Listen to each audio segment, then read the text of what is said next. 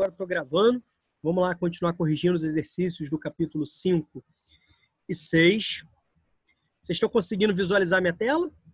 Então, sim, beleza. Então, vamos lá. Vamos. Qualquer coisa, qualquer dúvida, é só falar. Pega minha canetinha aqui. Beleza. Então, já fizemos, né, alguns exercícios. Vamos aqui, ó, voltar para o exercício número 5. Tá, ó. Explique, verbo de comando, sempre bom sublinhar. Verbo de comando, explique. O processo de crescimento populacional. Quando a gente fala de crescimento populacional, a gente precisa parar para discutir um pouquinho. Olha só. Uma população de um local cresce a partir de duas relações. A primeira relação entre o crescimento vegetativo. Quando a gente fala de crescimento vegetativo, o que a gente pensa? A diferença entre natalidade e mortalidade. Tá legal? E a gente sabe que existem ritmos de crescimento vegetativo diferentes ao longo, né, do tempo e entre países, certo? Bacana? Então, isso tem a ver com a transição demográfica, com o momento, né, da transição demográfica que cada região do globo se encontra. Tá? E também a gente tem que falar sobre o saldo migratório. Quando a gente fala de saldo migratório, a gente está falando sobre a diferença entre imigração e emigração, tá? O que é imigração? Imigração é a chegada, imigração é a saída. Lembra do macetezinho, né? Imigração, ó, bem entre aspas, invade. Imigração, vai embora. Tá legal? Só que aqui, pois não? Me desculpa o atraso, eu tava com uns problemas com a internet, só consegui entrar agora. Show, meu amor. Me lembra só no final de poder fazer a sua chamadinha, tá? Registrar sua Tudo chamada. bem. Fica à vontade. A gente está aqui corrigindo o exercício na página 64 do livro. Foi? Beleza. Só que aqui a gente está falando sobre um processo mundial, que, consequentemente, a gente vai descartar a relação de saldo migratório, porque a gente está falando do espaço mundial, a gente está falando de uma região específica, tá? Então, a gente vai falar basicamente sobre o ritmo de crescimento populacional, tá bom? No pós-Segunda Guerra Mundial, nós temos um período conhecido como período do Baby Boom. Vocês lembram? Lembraram das aulas do Baby Boom, da grande explosão de bebês? Gente, quando a gente tem, né, um número de crescimento da natalidade, a gente tem alguns fatores a serem analisados. Vocês concordam?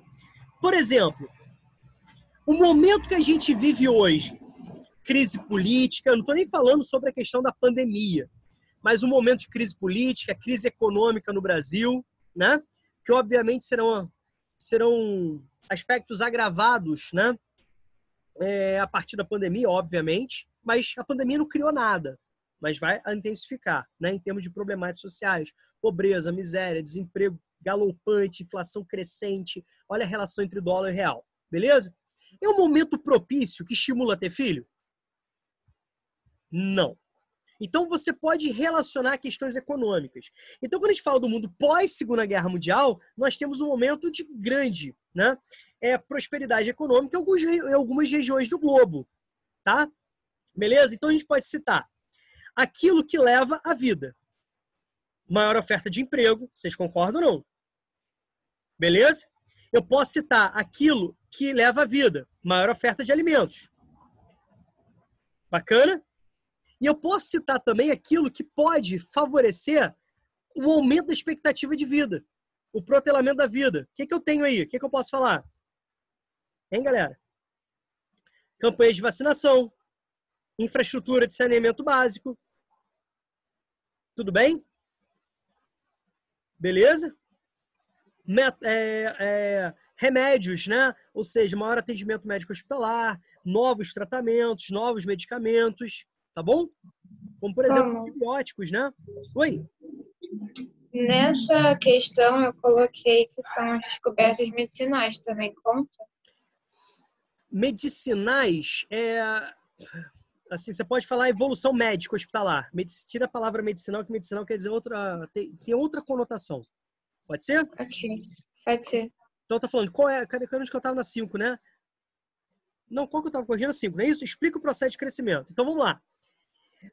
Pegando agora, para a gente completar a questão, pegando agora o gancho, o que nós vamos ter? Nós vamos ter países, sobretudo países, né, com ritmos de crescimento diferentes, certo? Então você tem, olha só, um protelamento da vida, certo? O aumento da expectativa de vida. que não foi acompanhado por uma queda da natalidade. Repararam? Em muitos países, principalmente países, né, subdesenvolvidos, emergentes, né, que vão ser chamados de emergentes, atualmente chamamos, né, de emergentes, países de grande desenvolvimento econômico, embora preservando grandes problemáticas sociais, né, eles vão estar numa fase de grande explosão demográfica. Então, quando a gente fala da transição demográfica, você fala, a mortalidade cai, reparem, a mortalidade cai pela evolução da medicina, por maior saneamento básico, por campanhas de vacinação, por maior oferta de alimentos.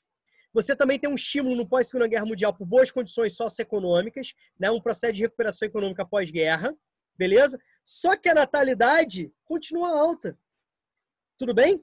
Então você tem natalidade alta e queda da mortalidade. Olha esse afastamento aqui, ó.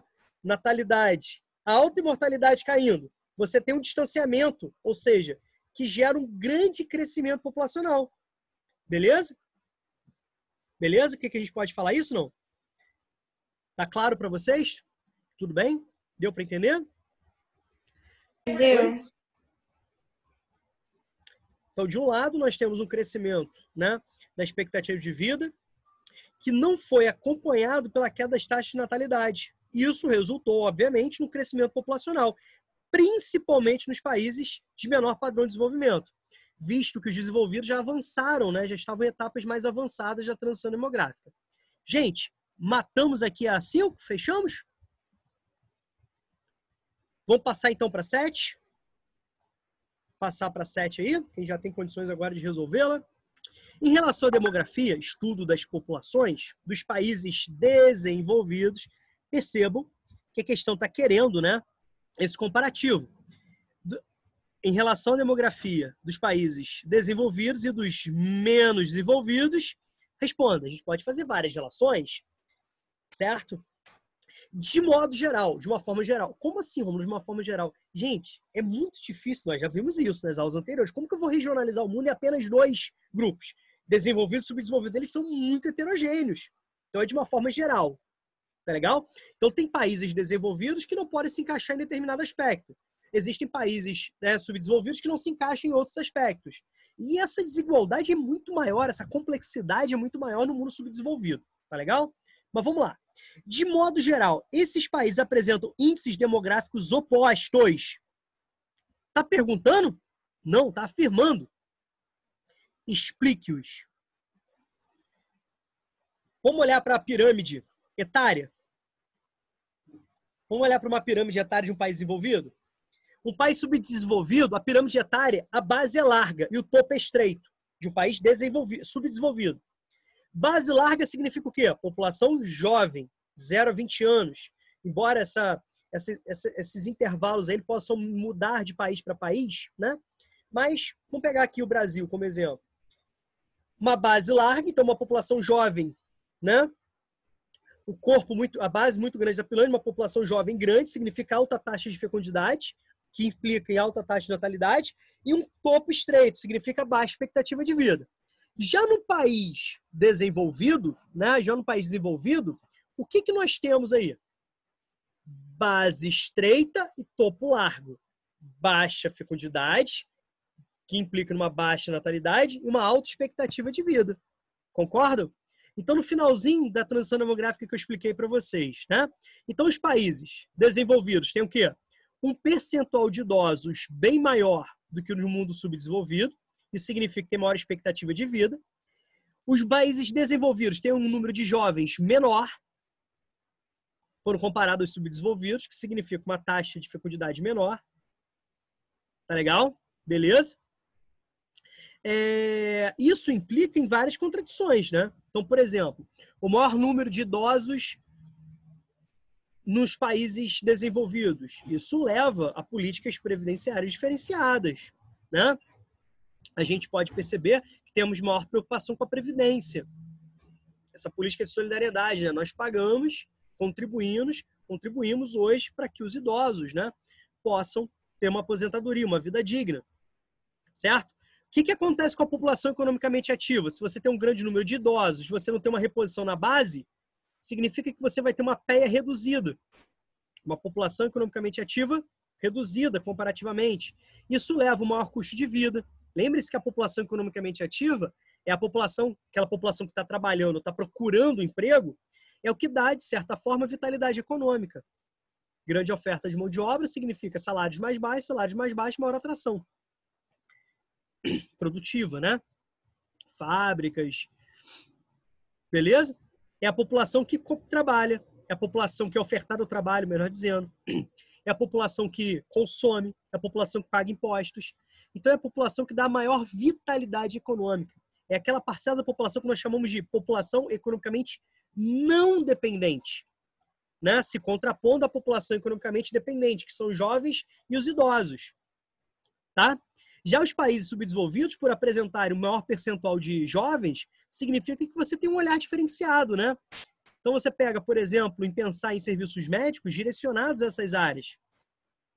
Maior gastos, né, na saúde de jovens. Quando você vê, por exemplo, nos países desenvolvidos, a preocupação com os idosos, né, casas de atendimento, ocupações para os idosos, em vários países subdesenvolvidos, você pensa em parquinhos nas praças. Certo? Você vê em Friburgo, você já começa a perceber a presença de locais para que idosos possam se exercitar. E você não começa a perceber tantos parquinhos para crianças, digamos assim. Se vocês perguntarem aos pais de vocês, até mesmo os avós, vocês vão perceber, eles vão te responder que a realidade era outra há décadas atrás. Isso mostra o quê? Que está acontecendo um envelhecimento da população de Friburgo, dentro de uma lógica, né, inserida num contexto nacional. Tudo bem, não? Beleza? Quando você fala de saúde, o idoso, você pensa em especializações médicas, como cardiologia, como, né, geriatria, como outros serviços muito relacionados aos idosos. E nos jovens, o que você tem?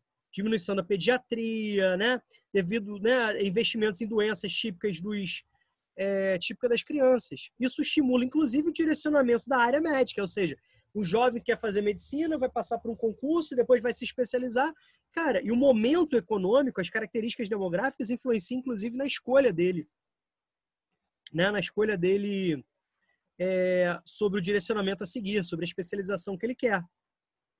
Tudo bem? Tudo tranquilo para vocês? Certo? Então é isso, né? 7. Que outro indicador pode ser considerado para salientar as disparidades sociais entre os dois blocos de países? Aí você precisa levar em consideração as condições socioeconômicas, concorda ou não? Quando a gente fala, por exemplo, de indicador demográfico, outro indicador demográfico que não seja a natalidade e a expectativa de vida e a mortalidade geral, que outro indicador demográfico está diretamente ligado às condições socioeconômicas, à discrepância socioeconômica entre áreas desenvolvidas e subdesenvolvidas?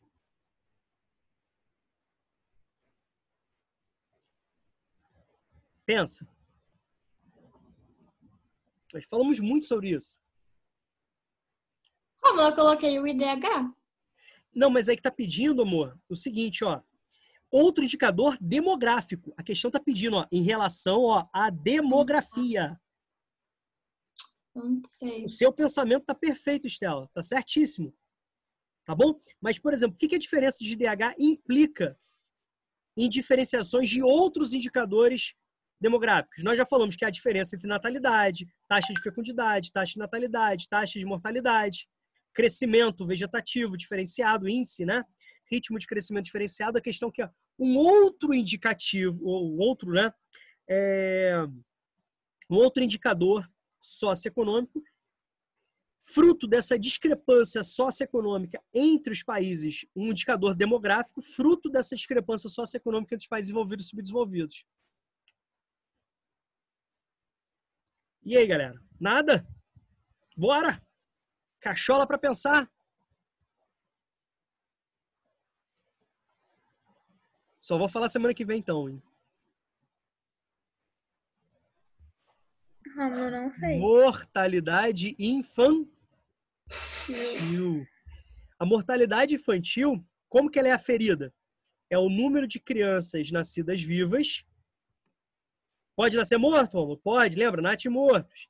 Então, a cada 1.000 crianças, ó, a taxa de mortalidade é dada por 1.000. A cada 1.000 crianças nascidas vivas, quantas morrem antes de completarem um ano de vida? A mortalidade infantil não está relacionada à segurança alimentar? A mortalidade infantil não está relacionada, por exemplo, à água tratada, a esgoto, a coleta de lixo, a saneamento básico? Ela está relacionada a políticas públicas que perpassam desde o pré-natal,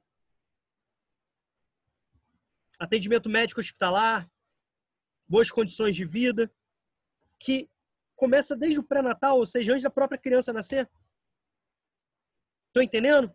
Olha a quantidade de crianças que poderiam ser evitadas as suas mortes se elas tivessem acesso a uma alimentação adequada, a uma água tratada, não tendo esgoto a céu aberto, com proliferação de doenças. Se elas tivessem atendimento médico hospitalar. Por exemplo, olha o momento que a gente está vivendo. É justamente os países subdesenvolvidos, justamente as populações pobres que vão sofrer mais. Em que sentido? Mesmo sentido. Mesma lógica. Acesso a itens de higiene, a uma boa alimentação, a vagas em hospitais. Tá claro para vocês o que a B esperava que vocês fizessem de análise? Tudo tranquilo? Alguma dúvida? Não. E se a questão pedisse para você explicar? Não está pedindo. Mas se pedisse para vocês explicarem, tranquilo também, né? Vocês poderiam explicar com base, inclusive, no índice de desenvolvimento humano. Como isso implica, né? Na saúde. O índice de desenvolvimento humano leva em consideração, por exemplo, a expectativa de vida? Sim ou não? A esperança nascer? Então, vocês iam falar da qualidade dos serviços públicos, do acesso à água, a esgoto, né? E por aí vai. Tá bom? Tudo certinho? Tudo resolvido? Beleza?